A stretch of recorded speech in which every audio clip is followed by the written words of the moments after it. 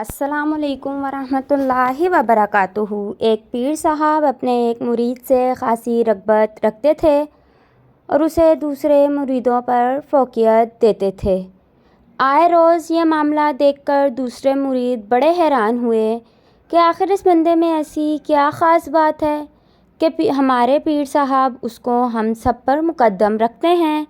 چنانچہ ایک دن انہوں نے پیر صاحب سے ہمت کر کے پوچھ ہی لیا کہ حضور آخر ہم بھی آپ کے مرید ہیں، مگر آپ فلاں شخص جو آپ کا مرید ہے اس سے زیادہ لگاؤ رکھتے ہیں۔ یہ سن کر پیر صاحب فرمانے لگے، بیٹا صبر کرو، ابھی تم اس کے بارے میں کچھ نہیں جانتے، خیر جلد ہی تمہیں تمہارے سوال کا جواب مل جائے گا۔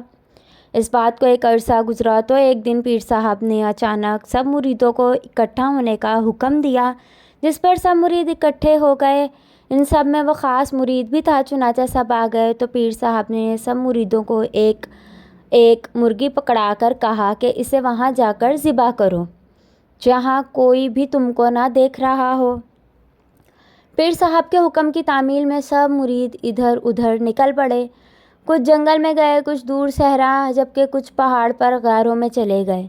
دیے گئے وقت کے بعد مریدین حاضر ہوئے اور سب کے ہاتھ ذبح کی ہوئی مرغی تھی، مگر جو خاص مرید تھا اس نے مرغی ذبح کیے بغیر ہی پکڑی ہوئی تھی۔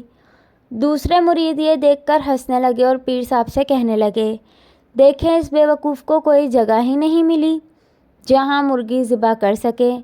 مرشد نے سب کو خاموش کرا کر اس مرید کو اپنے قریب بلایا اور مرغی ذبح نہ کرنے کا سبب پوچھا تو وہ مرید کہنے لگا، حضرت میں ہر جگہ غرض پہاڑوں، جنگلوں، بیابانوں میں گیا اس امید پر کہ مرغی ذبح کرتے وقت مجھے کوئی نہ دیکھ سکے، مگر جس طرف بھی گیا اللہ تبارک و تعالیٰ کی ذات مجھے دیکھ رہی تھی، تو بتائیے میں کس طرح مرغی ذبح کرتا؟